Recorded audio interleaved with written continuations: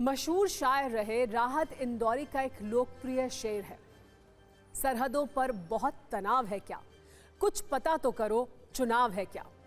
ये शेर इस वक्त पश्चिम बंगाल के संदर्भ में प्रासंगिक है, जहां चुनाव तो 2026 में होंगे, लेकिन नेता और राजनीतिक दल अभी से वोट बैंक वाली स्याही से तनाव की स्क्रिप्ट लिखने में जी जान से जुट गए हैं, जिसमें हिंदू मुस्लिम कलेश वाला भरपूर मसाला है। इसे नेता अपने स्वादानुसार इस्तेमाल कर रहे हैं। इसका पहला अध्याय हमने कल आपको सत्ता में दिखाया था। आज ममता बनर्जी के विधायक हुमायूं कबीर ने बंगाल में 6 दिसंबर यानी विवादित ढांचे के विध्वंस की तारीख को ही बाबरी मस्जिद के शिलान्यास का ऐलान किया है।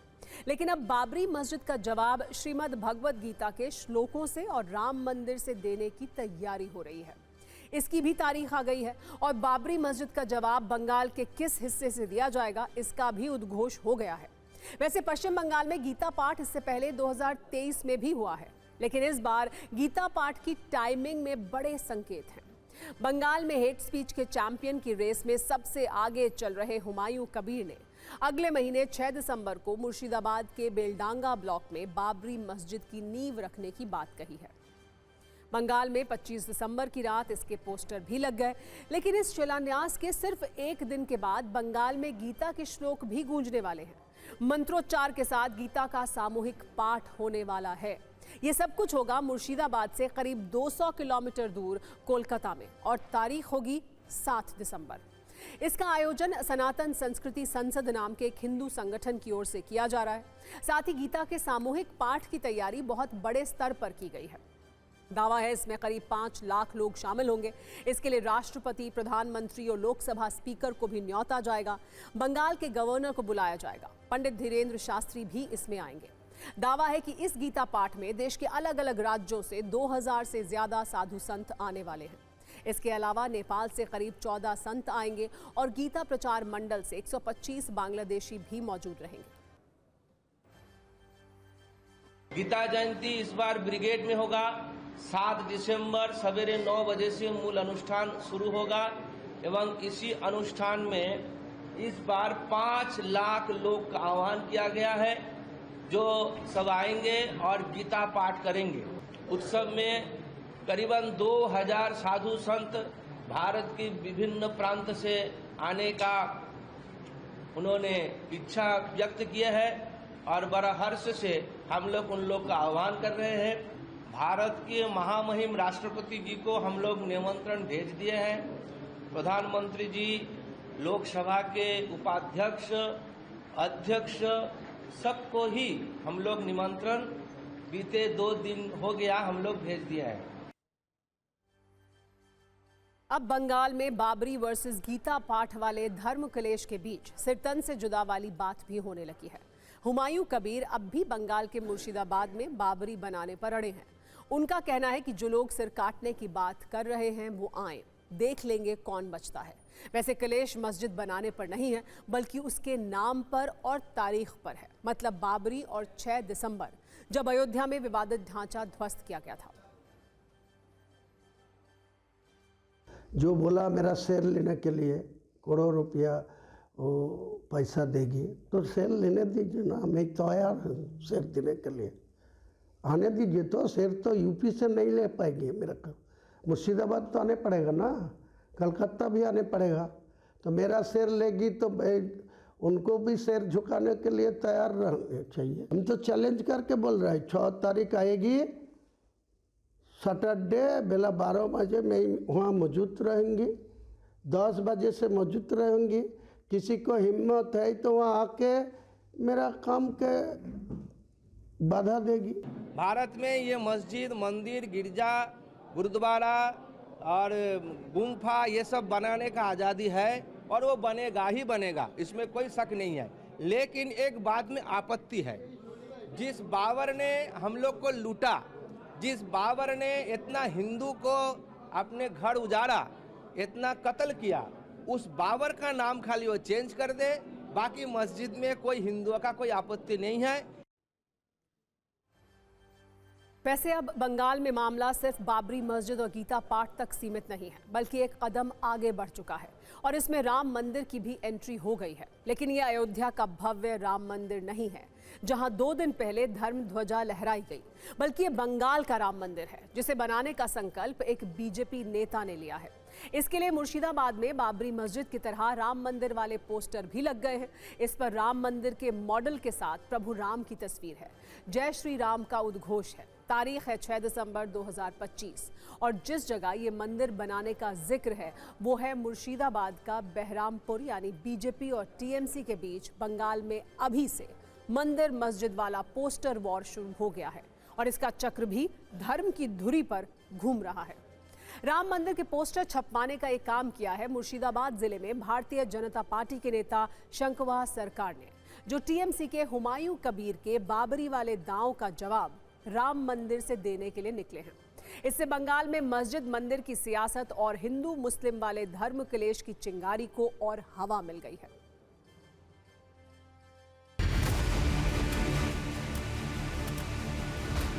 जिसका खून मैं क्यों करने, ये जवाब तो मेरा पास है ही नहीं। मैं करूँगा बोल दिया कि विवादी मन कौन कुछ बोला, कोई सारा देश में क्या चर्चा हो रहा है वो तो होने दीजिए।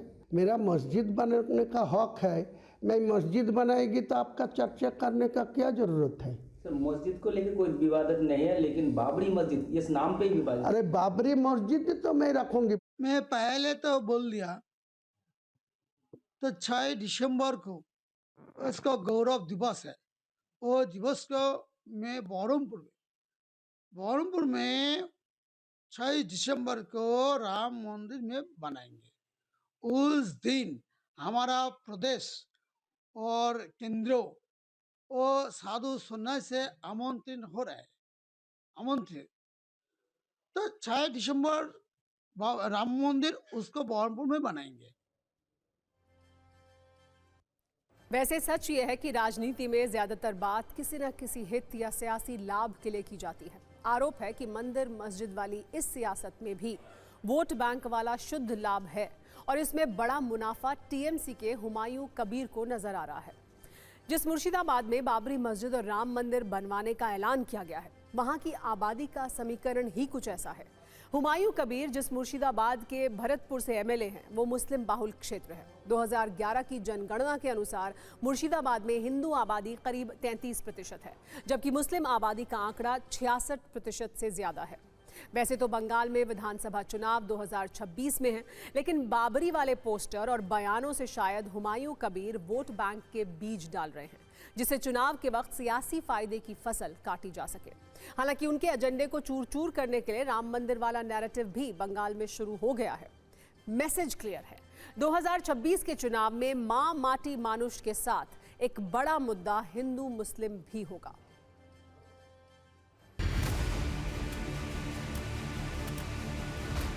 जिसका खून में, जिसका देहों में बाबर का खून दौड़ेगा वो बाबरी मस्जिद ही बनाएगा। लेकिन बात है पहले जहाँ पर बनाने का बात है वहीं पर जो जमीन है, जो लैंड है, उसका तो पहले अनुमति मिल जाए। वो तो जहाँ पर जो मुसलमान लोग बसे हुए हैं वो लोग सीधा बोल दिया हम लोग जमीन नहीं देंगे। He is nothing but a MLA who won the election with the name and symbol of Mamata Banerjee and Trinamool Congress. But now what he is talking about or planning about are entirely his personal affair. It has got nothing to do with Bengal politics. पूरा देश देख रहे हैं ना कि पश्चिम बंगाल को कैसे पश्चिम बांग्लादेश बना दिया ममता बनर्जी, और बनाने का कगार पे खड़ा कर दिया। अगर किसी ने हिम्मत दिखा दिया जब बाबरी मस्जिद फिर से हिंदुस्तान में बनेगा तो भारत चुप नहीं बैठ रहेगा, ये पूरा देश उतर जाएगा। हिम्मत है, ये चुनौती हम लोगों से बना के दिया। वो जो बात अभी चल रहा है तो दुख की बात है। वो लोग क्या बोलते हैं क्या नहीं बोलते हैं वो लोग समझेगा, हम लोग उसका क्या बोलेगा। वो हमारा मेरा जो हाई कमांड है वो उसी ध्यान देंगे, उसकी तरफ शेर कट के लेके आएंगे। ये बहुत दुख की बात है। हम लोग ऐसा ठीक नहीं है ऐसा बात।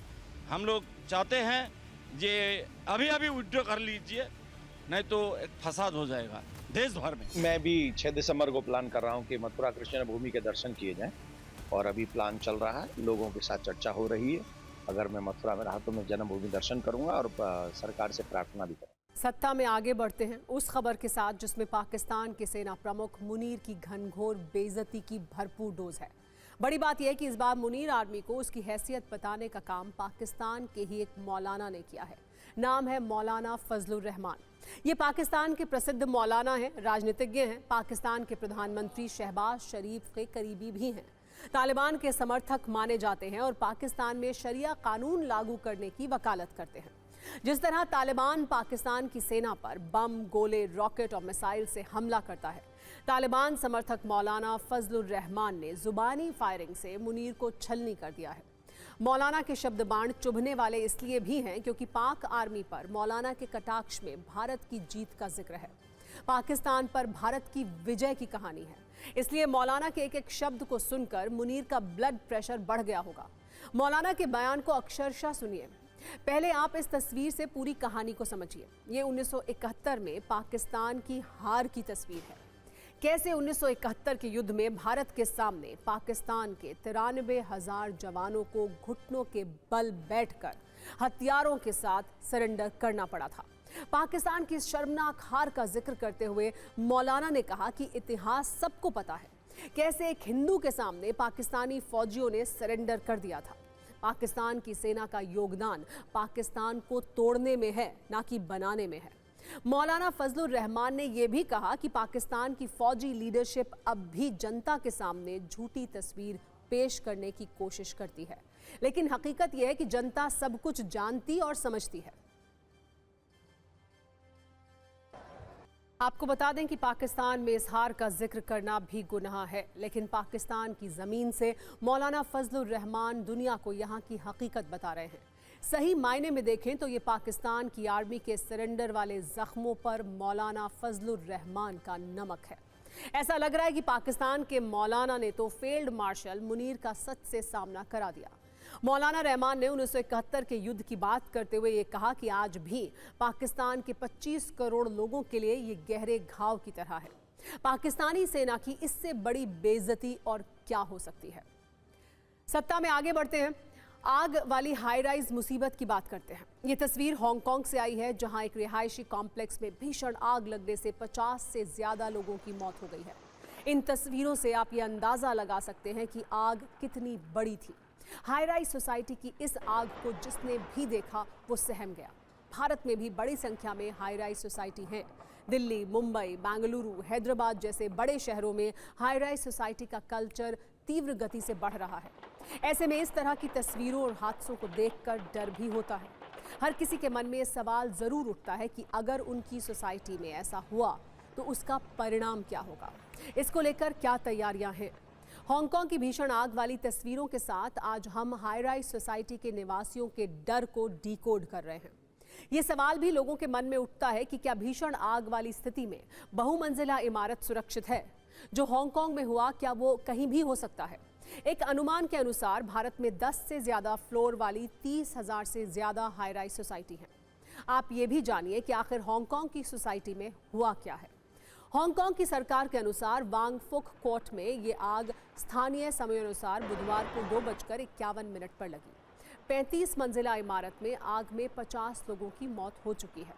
घटनास्थल पर 800 फायर फाइटर्स को तैनात किया गया। आग को लेवल 5 की कैटेगरी में रखा गया है, जो गंभीरता के मामले में श्रेणी 1 से 5 तक के पैमाने पर दूसरा सबसे ऊंचा स्तर है। 17 साल पहले हांगकांग में ग्रेड 5 कैटेगरी की भीषण आग लगी थी, जिसमें 4 लोगों की जान गई थी।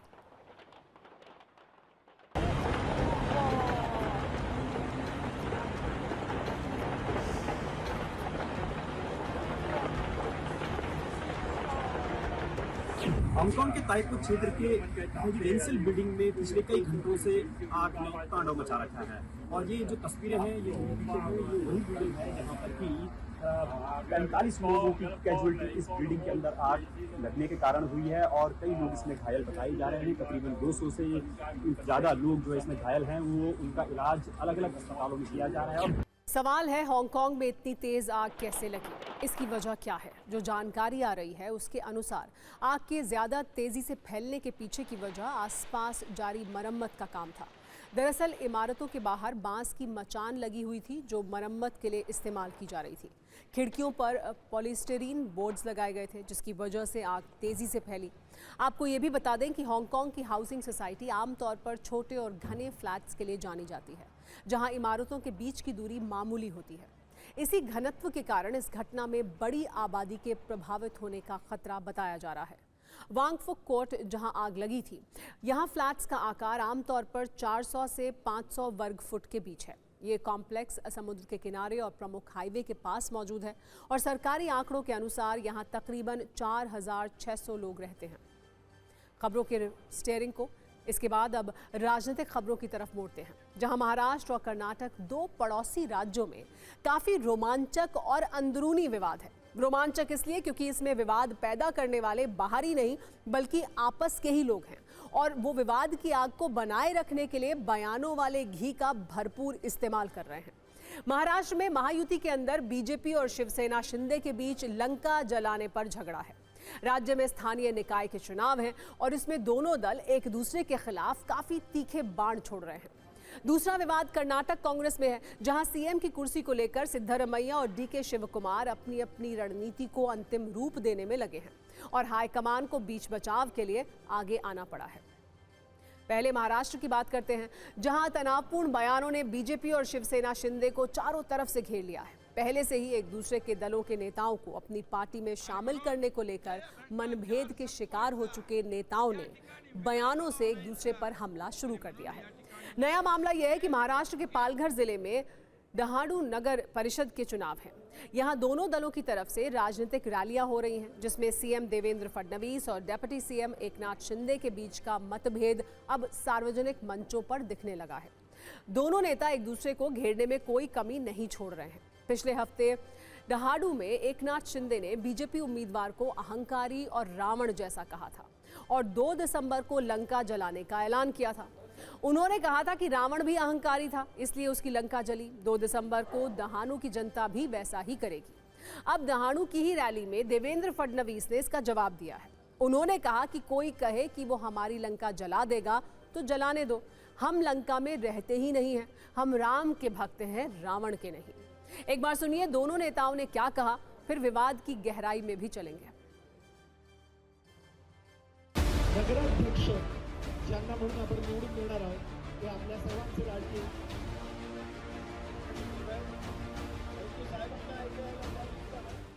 कोणी हे म्हणालं असेल की तुमची लंका जाळून टाकतो वगैरे, आपण लंकेत राहतच नाही, आपण तर रामाचे अनुयायी आहोत, रावणाचे आहोत का? बस, आणि तू तो भरतच आहे, रामाचा छोटा भाऊ। आता रामाच्या भावाची लंका असू शकते का? नाही। त्यामुळे अशा गोष्टी इलेक्शन मध्ये बोलाव्या लागतात, त्या मनावर घ्यायच्या नसतात। आपण जय श्रीराम वाले लोक आहोत। आपण सगळेजण एकत्र आलेला आहात, एका अधिकारशाहीच्या विरोधामध्ये एकत्र आलेला आहात, अहंकाराच्या विरोधामध्ये एकत्र आलेला आहात। अहंकार तर रावणासारखा अहंकार होता, रावणाची लंका जळून खाक झाली अहंकारामुळे, आणि तुम्हाला 2 तारखेला तेच काम करायचं आहे, तेच काम करायचं आहे। अरे भाई, दहानू कोई लंका में नहीं है, दहानू हमारे भारत में है। तो भारत में कोई लंका नहीं है जो जलाओगे आप लोग। और देवेंद्र कह रहे हैं कि एकनाथ शिंदे रावण है, एकनाथ शिंदे कह रहे हैं देवेंद्र जी रावण है।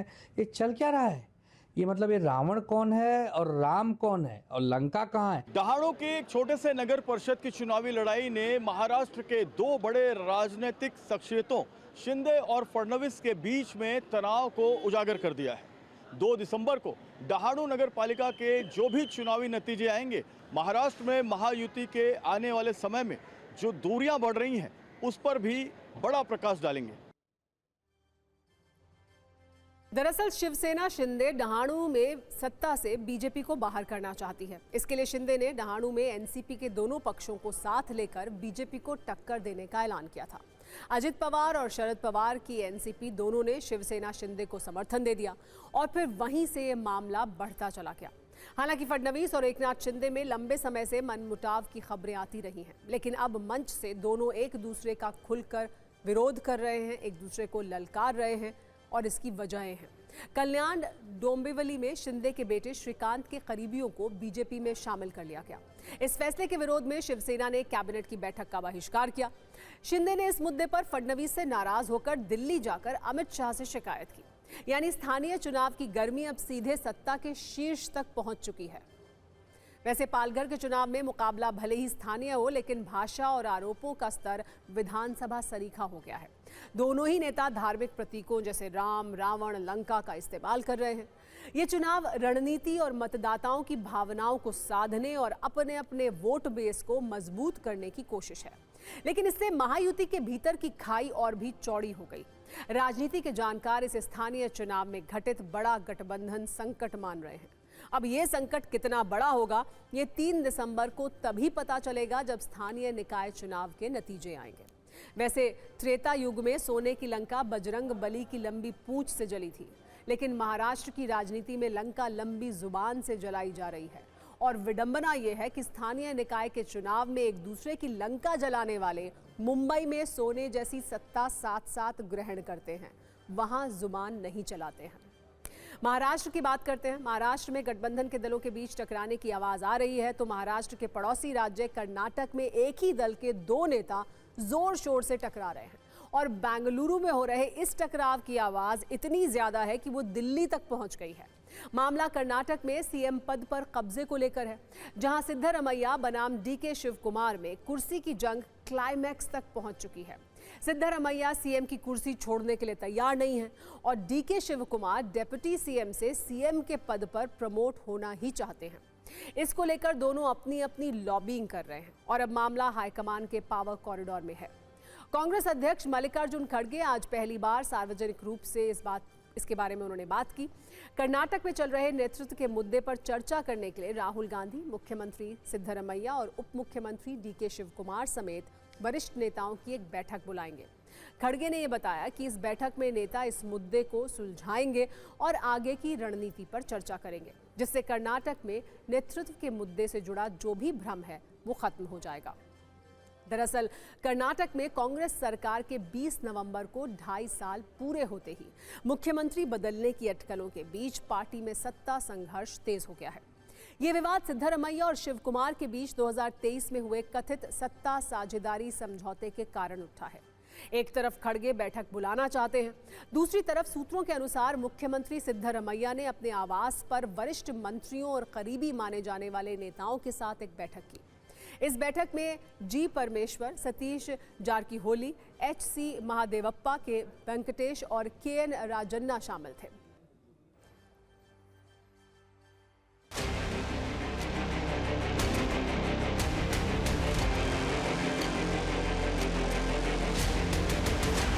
My reaction is nothing. For us, party is more important than everything. I am not claiming anything right now.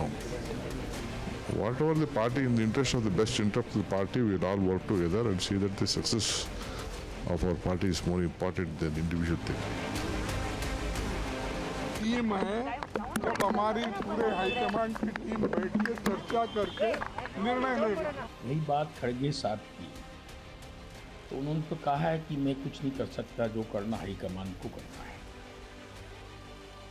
तो खड़गे साहब क्या बोलते हैं कोई बहुत बड़ा महत्व उसका नहीं है। गांधी परिवार के तथाकथित वारिस क्या बोलते हैं उसका वहाँ महत्व है। और ये सिर्फ फुटबॉल कांग्रेस की तकदीर अब भविष्य में यही है। In this situation, anything, why are they so worried? Because they say they cannot address the public issue if the issue is not resolved. Who is addressing? We are here to address public issues, not them. We are the elected government. We are the elected party. There are no issues only to resolve. Karnataka में वहाँ की सरकार अंतिम सांस ले रही है, आपस में उलझे हुए।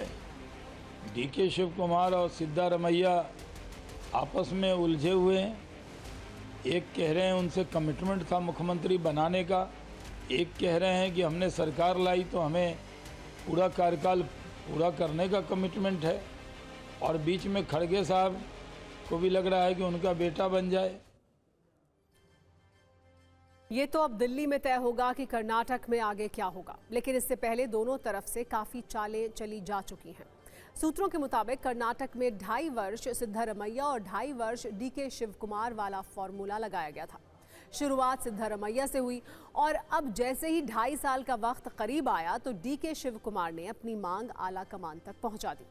वहीं इस बीच सिद्धारमैया ने अपने मंत्रिमंडल में फेरबदल की मांग कर दी। सूत्रों के मुताबिक इसके बाद अगस्त महीने में राहुल गांधी के सामने दोनों की अलग अलग मुलाकात कराई गई, लेकिन राहुल ने दोनों को कहा कि फैसला लेने तक दोनों अपना अपना काम करते रहिए। तब ये मामला राहुल के सामने लंबित है। इस बीच समय बीतता देख डीके शिवकुमार ने दबाव बढ़ाने के लिए विधायकों को दिल्ली भेजना शुरू कर दिया। कुछ विधायकों को कैबिनेट में जगह के लिए सिद्धारमैया के हक में तो कुछ ने डीके को सीएम बनाने के लिए बयानबाजी भी शुरू कर दी। पूरे मामले में डीके शिवकुमार को इतनी सफलता जरूर मिली है कि सिद्धारमैया की कैबिनेट फेरबदल की मांग को भी ठंडे बस्ते में ये कहकर डाल दिया गया है कि पहले नेतृत्व पर राहुल गांधी को फैसला लेने दीजिए, अन्यथा ये संदेश जाएगा कि सिद्धारमैया ही सीएम बने रहेंगे। अब कांग्रेस अध्यक्ष मल्लिकार्जुन खड़गे ने कहा है कि आला कमान यानी वो राहुल गांधी और सोनिया गांधी मिलकर फैसला लेंगे। सोनिया गांधी फिलहाल विदेश में हैं और 4 या 5 दिसंबर को लौटने की संभावना है। दरअसल आला कमान की मुश्किल ये है कि आज बीजेपी की ताकत देखते हुए उसको सिद्धारमैया जैसे बड़े कद वाले मास लीडर और अपनी जाति कुरुबा के सबसे बड़े नेता की जरूरत है, तो वहीं डीके शिवकुमार जैसे शानदार मैनेजर, मेहनती, वफादार और खांटी कांग्रेसी की नाराजगी भी मोल नहीं लेना चाहते। हालांकि उम्र के 80 बरस पार कर चुके सिद्धारमैया के सामने डीके की उम्र महज 63 साल है। साथ ही लोकसभा चुनाव में डीके शिवकुमार के सांसद भाई डीके सुरेश 2024 का चुनाव हार गए, जिसने डीके को कमजोर किया। वहीं विधायकों की संख्या के मामले में भी सिद्धारमैया डीके से कहीं आगे हैं। वहीं जाति की बात भी करें तो डीके वोक्कालिगा समाज से आते हैं, जिस जाति से देवगौड़ा परिवार भी आता है, यानी उसके भी सबसे बड़े नेता वो नहीं हैं। इसके अलावा ईडी के मामले भी डीके शिवकुमार पर चल रहे हैं, जिसके तहत उनको सितंबर 2019 जेल में ही जाना पड़ा था। इन्हीं सब बातों को ध्यान में रखकर कांग्रेस हाईकमान जल्दबाजी के बजाय मजबूत और लंबे समय वाला फैसला लेना चाहता है, यानी कि आज के हालात में नेतृत्व परिवर्तन करना है या नहीं। अगर करना है तो अभी करना है या थोड़े वक्त बाद करना है। इसी सब के चलते फिलहाल देरी हो रही है, लेकिन कर्नाटक में नेताओं की बेचैनी बढ़ रही है। एक तरफ बैठक करके मुद्दे को सुलझाने की कोशिश हो रही है, दूसरी तरफ प्रेशर पॉलिटिक्स भी जारी है। वोक्कालिगा संत निर्मलानंदनाथ स्वामी ने कहा है कि डीके शिवकुमार को कर्नाटक का अगला मुख्यमंत्री बनना चाहिए। शिवकुमार वोक्कालिगा समुदाय के एक प्रमुख नेता हैं, जिसकी पुराने मैसूर क्षेत्र में मजबूत पकड़ है, जबकि सिद्धारमैया ओबीसी की कुरुबा जाति से आते हैं। कर्नाटक की सियासत में दोनों जातियों का अपना अपना दबदबा है। शिवकुमार जिस वोक्कालिगा समुदाय से आते हैं वो करीब 48 विधानसभा सीटों पर प्रभाव रखता है। कर्नाटक में कुरुबा जाति की आबादी करीब 7% है और ये लोग करीब 25 सीटों पर खेल बनाने और बिगाड़ने की ताकत रखते हैं। राज्य में किसी भी नेता की लोकप्रियता के मामले में भी सिद्धारमैया सबसे आगे हैं, जबकि डीके शिवकुमार को कांग्रेस का संकट मोचक माना जाता है। वोक्कालिगा को जेडीएस का कोर वोट बैंक माना जाता है। जेडीएस के संस्थापक देवगौड़ा और कुमारस्वामी वोक्कालिगा समुदाय से ही आते हैं, लेकिन डीके शिवकुमार के कारण वोक्कालिगा समुदाय कांग्रेस की तरफ देख रहा है। बीजेपी के पास वोक्कालिगा समुदाय का कोई प्रभावी चेहरा नहीं है, तो दूसरी तरफ जेडीएस की राजनीतिक ताकत कमजोर हुई है। कांग्रेस वोक्कालिगा को नाराज नहीं करना चाहती है, लेकिन सिद्धारमैया को भी नाराज करना उसके लिए फिलहाल मुश्किल है।